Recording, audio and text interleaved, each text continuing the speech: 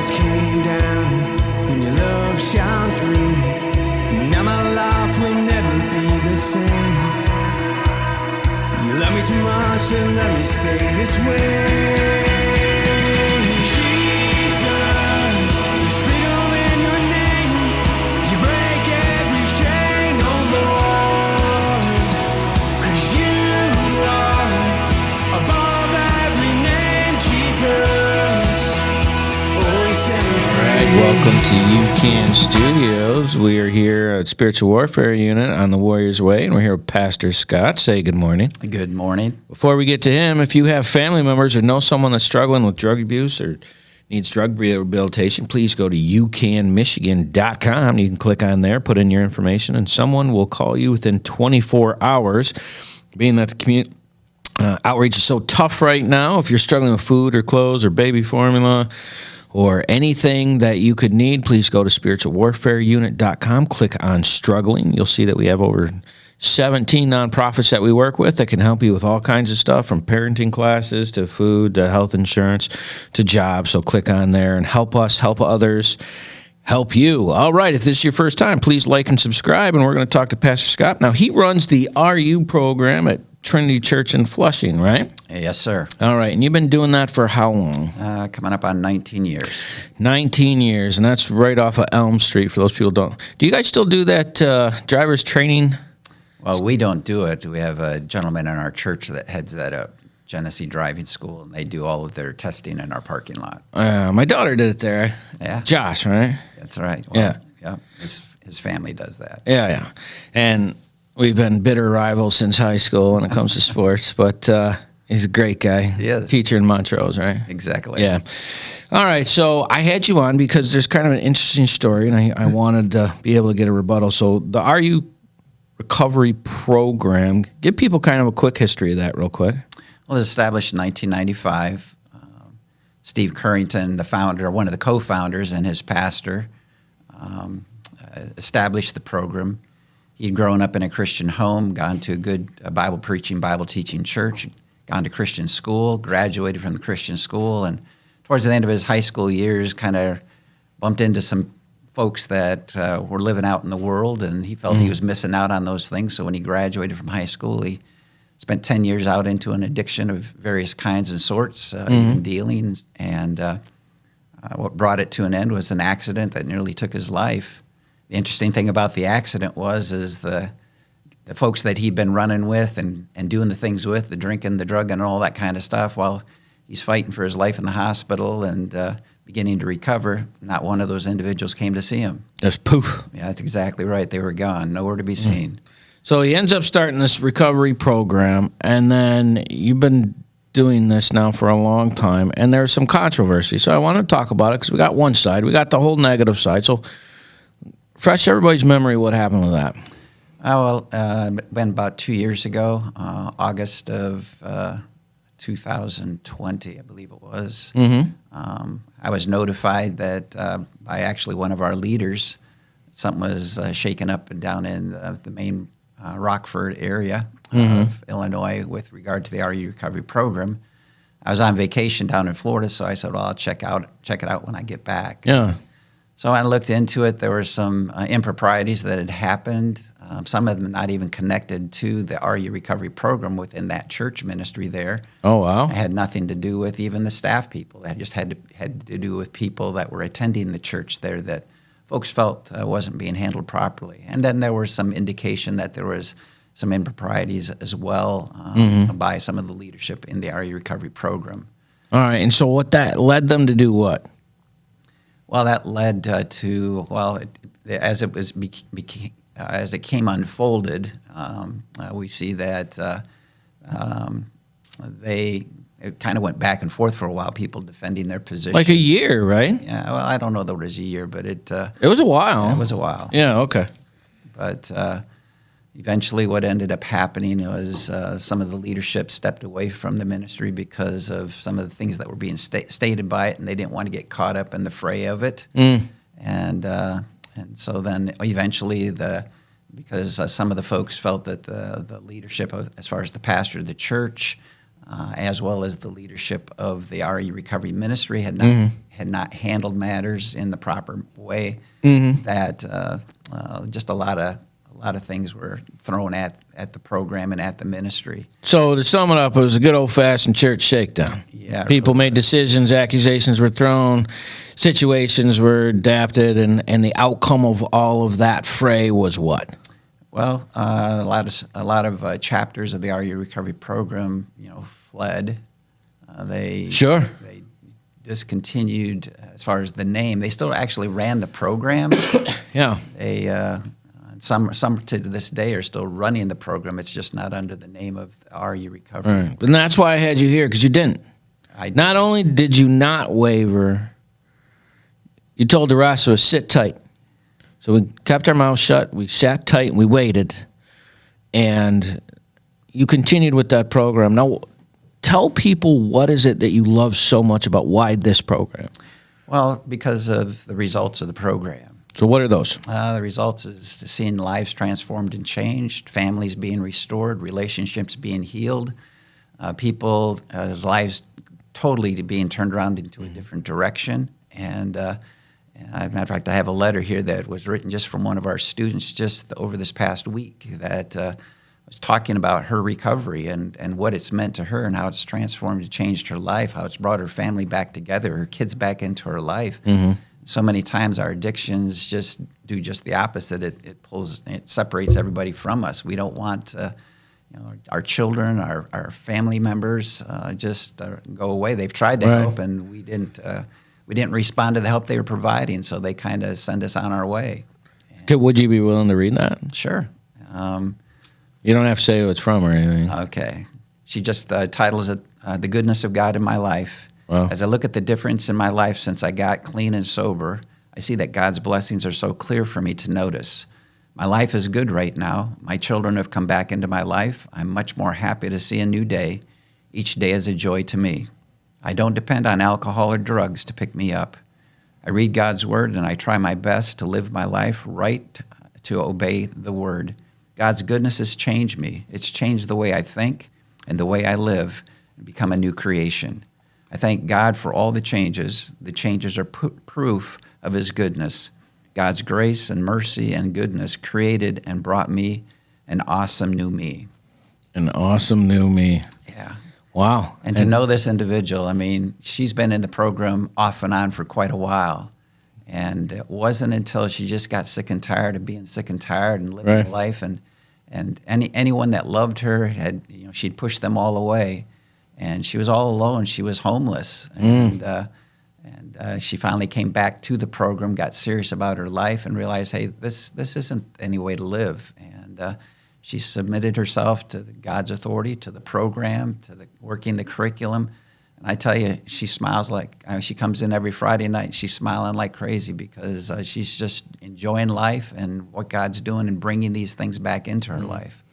Well, that's a great place to take a break. If you've not gone to Spiritual Warfare Unit on YouTube, like and subscribe. Sit tight. We're going to be right back. Taking a quick break from our podcast, I wanted to let you know about our life application program that we have for churches and nonprofits in the area that are trying to find programming that they can use in case the corona shuts you down and you're not able to get in. You go to spiritualwarfareunit.com. Click on our episodes, and you can check out our programs for as little as $29.99 a month to make sure that we're still getting the word out to those people that need it. Now, back to the program.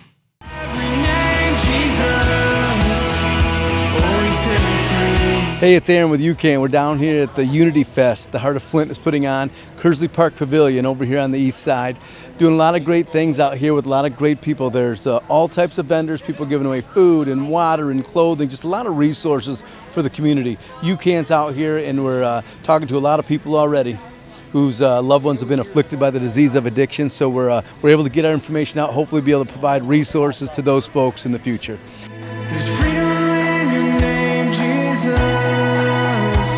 There's freedom in your name. You break every All right, here we are, Unity Fest 2, and I'm here with the promoter, Jeremy. How are we doing today, buddy? Good, man. How you doing? Doing great. We're here at the UCAN tent, handing out for United Community Addiction Network, getting everybody here helped out. It looks like a full house. How many people do you think are here?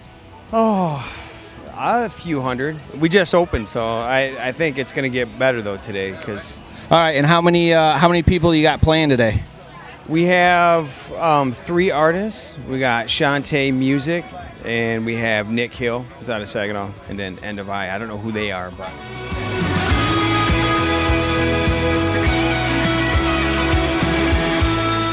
All right, welcome back to the Warrior's Way. Our warrior this week is Pastor Scott, and he runs the RU program over at Trinity Baptist in Flushing.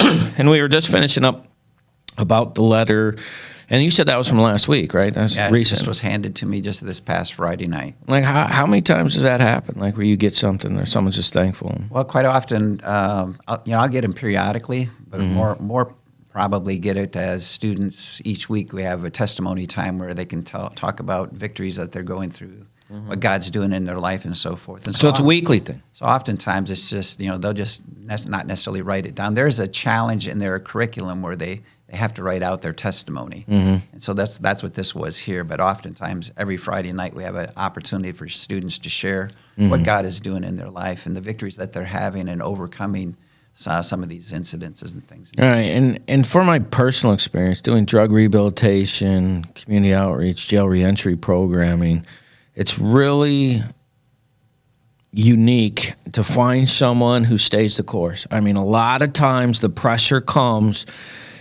and one of the reasons I love pressure, and I think it's from the brain injury in a car accident, is like you don't get to hide who you are. That's exactly right. You are what you are, and you can like or not like it, but guess what, Jack? That's what it is. And so it taught me to look at my weaknesses and work. Do I accept it, yes or no? And then I work. And in this pressure cooker that you got put under, I watched. I listened, I supported, I helped, I stayed away when you need me to stay, I came when you need me to come. Right. And I just tried to be your friend. Correct. But you never wavered. And one of the things, and you hate being complimented, and that's another reason why I'm doing this, because I don't like it either, so we can not like this together. But what was the reason? Was it because you want to get all the information? Is it because you want to see what direction it's going? Is it because you thought the information was so valuable from the program? Like, was it a combination of those things? Like, what drove you to go ahead and just sit back and kind of be wise and wait a little bit, Well, first of all, I didn't have all of the information. And so I wanted to get as much as I could before I made a decision of what I was going to do. I wanted to see what was going to actually happen as far as at the main headquarters. Is the program going to fold or what's going to happen? Right. I wasn't ready to throw the baby out with the bathwater. Right. I wanted to gather more information. I wanted to make a right decision for our chapter. Right. What other chapters do, that's irrelevant to me because I don't have any connection to those chapters. But for our own chapter here, and because of the fact that we are so well known in our community and even in the court systems, Sure. to drop that program and then try to have to rebuild a new program to establish those things. And even though these incidences did happen, and there was some validity to some of them, and Right. most of them, there have been no charges brought up against anybody, so it's just a bunch of noise in some respects. It's unfortunate. I'm not saying these other things weren't true, some of them, but the reality is unfortunate, the fallout that came from it, because it was really blown up to be something really huge. Yeah. And it did have a negative impact on the perception of the program, I'll put it that way. Right. But the outcome of the work is still same. Right, but the curriculum is still the same. How God established it, and it was written out. It's still the same program. I guess the reason I was hesitant to change was because we were seeing some great results in the lives of our students. When I talked to our folks about it, our leadership, and then as it came out and talking to some of our student part of our program about it, they really wanted to stick with the RE recovery program because it was a connection for them, and it was working for them, and they said, why would we change? I mean, what's happened there is irrelevant to what's happening here. Right. And so that's one of the reasons that we've kind of hung with the program for the time being, and plan to stay with it in the future at this particular time. And those people that go through this program and do this outcome has been successful for them. And you said 11 years, right? 19. 19 years. And it started in 95. Right. See, that doesn't seem like it was that long ago, but it actually was kind of that long ago now, right? Yeah, we didn't start it until early 2000s, but the program had, as far as the national program had already been established. I wasn't really here to Yeah, at one time they had over 2,800 chapters nationwide. They're in 33 countries around the world. I don't really know how many have jumped ship and how many have stayed with the program. Yeah. Well, my experience tells me through time is like a lot of times, like pressure happens. People are people, and people make mistakes, and they make mistakes. And it's weird how you'll go through something, and the first reaction is to run. And that's never made sense to my brain. And here's why it doesn't make sense. And again, I've been in a car accident, I have brain injury, so maybe it's me. It's probably me. But when I get into something, I'm not ready to throw away that time, effort, and energy. And if there's not a logical process, if you're just worried about people saying something bad, well, that's one of the options, and they're entitled to do that, and they can be right at the same time. But that doesn't make what we're doing bad. Right. A lot of times, like when it comes to ministry work, personalities just don't hit, or someone does something and then you're responsible for that person's actions because they're attached to what you're doing, right? And it becomes this big stress. And those two things have to be evaluated. And sometimes it can work and sometimes it can't work. And both answers are right? There's not one that's wrong without the other. And you got to accept both answers because that's the logical process of thought. And through my time, I found that. So when people are in ministry, like, I almost look at that as like, that's spiritual attack because you're doing spiritual warfare, helping people save their lives, and that's not what they want to have happen, and it can be scary. Right. What would you tell somebody, like, if they were doing this and they got nervous because it got so big, so the scandal was large and the outcome? Would you tell them, was the impact for your people, like, well enough to continue? Like, what would your advice be to those people? Well, those that did kind of jump ship, mainly was because of connection, the connotation of this is what's being said, and it's going to have a negative reflection upon their program and their community. And we didn't experience that. Right. Most of the people here in this area know nothing about what happened at the national level. Right. And so it didn't impact us. It didn't impact our students. It didn't impact our testimony in the community, at the jail, or any of those types of things. And you guys run like 100 plus a night, or Friday, right? Well, we did prior to COVID. We're not running that right now. Prior to COVID, we were running over 100 every week. We lost some of our students during COVID. They were just coming into the program and they gone back, and we've lost them. Some had already recovered before COVID and were just coming just for support. Yeah, and they're now out doing well in their lives. They periodically come back and visit us, and just to check up, make sure we're still doing what we're supposed to be doing. And that's do you need any help with outreach with that kind of stuff, or people wanting to check into it? Where would they go to? They could either go to our Facebook page, they could go to our church website, they could contact our church. We have people all the time, almost every week. All right, hold on. He didn't answer the question. Hold on. So they could go to your Facebook page. What's the name of that? Good question. Is it RU Recovery, or is it Trinity? RU Recovery Flushing. All right, RU Recovery Flushing, or they could go to your church website, which is trinitybaptist.info. All right, and then they can get the phone number and address from all that stuff? Correct. All right, so if they have someone who's struggling with drugs or alcohol, they can go there and they get hooked up, get the number, and then get that. Right, yeah. On the Facebook page, our Recovery Facebook page, we try to live stream each week so they could go back to previous nice sessions and so forth like that. All right, well, you got to sit tight. We got to go to another break. If this is your first time, please like and subscribe. We'll be right back. I'm really impressed with the teachings that Isaac has been bringing to us, as this is all based from Proverbs. I like it because it's simple, and it doesn't matter who you are. It's very easy to understand and apply to your life. It points out, my bad parts, and but it's showing me how to do the good parts.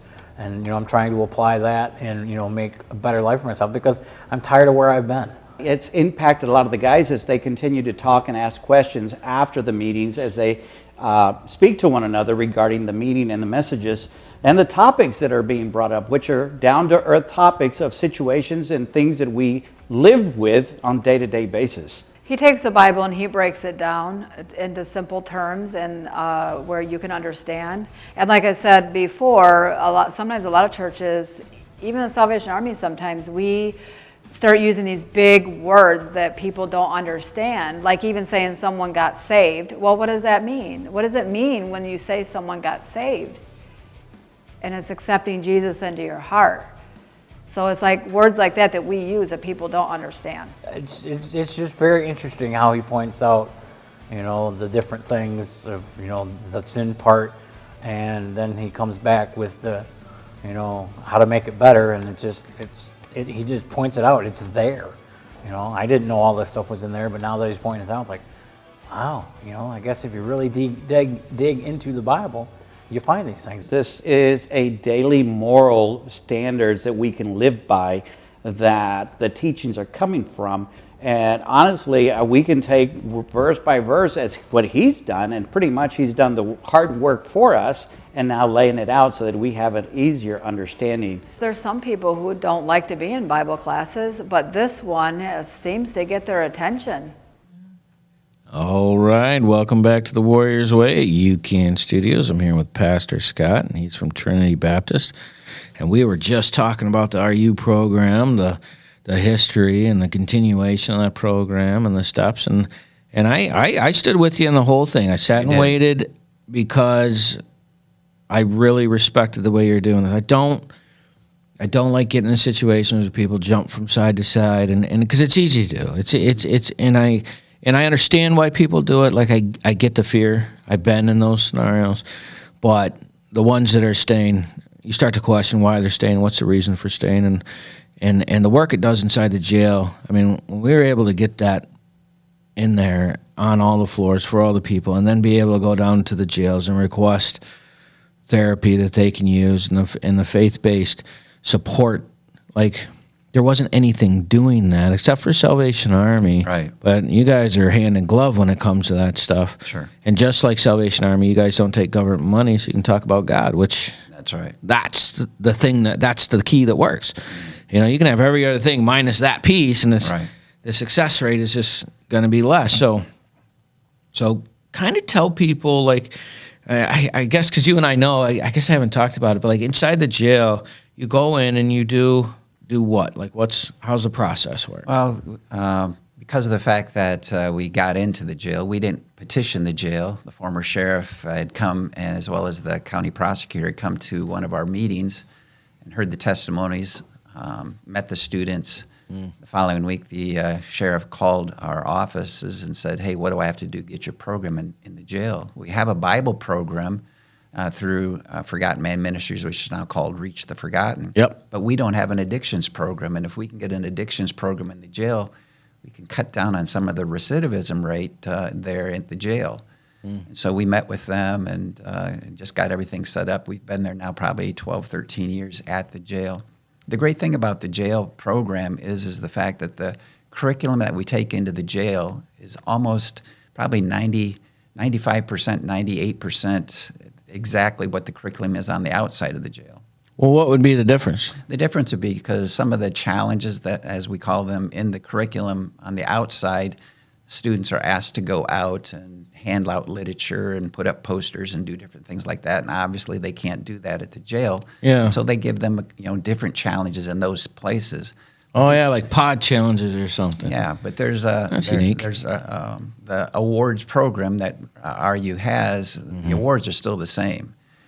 In the jail, we're not allowed to give the actual awards, so what we give them are certificates. Right. And they can keep those certificates, and we tell them, hey, before you go to court, make sure your attorney gets all of those certificates that you've achieved, have them put in your file, so when you go to court, the judge can see that you are engaged in an addictions program already, especially if you're here on a drug charge or some type of charge like that. So they can show that inside the jail they're using initiative? They've taken their own initiative to get involved in the program, and the great thing about that is the aftercare. When they get out of jail, they can come to the regular program on Friday nights, If they bring their certificates, we give them their awards, and they can just pick up right where they've left off in the curriculum. They don't have to start all over again. When they get out of the jail. Exactly. And then too, for if they're in, while they're in the jail, if they have family members that want to understand what the RE recovery program is all about, they can come on Friday nights and basically go through the exact same program that their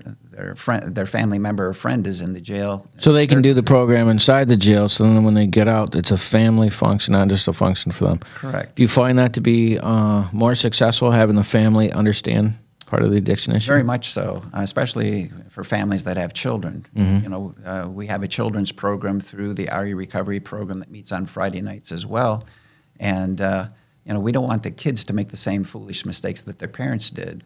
So for the parents that, they have to bring their children, we have a children's program that we run for them. And then we teach them, as the adults have 10 principles, the kids have their own 10 principles. No kidding. As the adults, theirs is talk, talk, talk. We have 3 different Kids talks. are don't talk, don't talk, don't talk. No, Kidding. The kids are listen, listen, listen. Listen. It is. Yeah. So it is don't talk. It's just listen. And so it's been. Is it really listen, listen? It listen? is. Listen, listen, listen. And what story? Like, give me just one quick example of something they're listening to. Well, they have Bible lessons that we teach them, so they're listening to the Word of God as it comes forth to them. They're working. They have a curriculum as well written for the kids at their level, and so they're working through some of the same challenges, earning certificates and awards, just like the adults are, only at their level. And it's been encouraging. It's been helpful for them. So the whole RU program becomes like a family function. It's really kind of designed that way because it's to bring families back together that have been separated because of the addiction. And how many of those people that do the Friday thing come on Sundays? Like, does that translate into people doing that? Yeah. Again, we have churches throughout the community that know about the program that we have. They appreciate it. It's not something they're able to do within their own church, and so those folks, we don't draw people that are attending other churches to our church. Good. It's just those that are coming from outside the community that don't have a church base that they regularly go to, that will come to our church and attend our services and so forth. And the fact that your church accepts those people as one of their own, that's extraordinary when you get in there and there's no difference.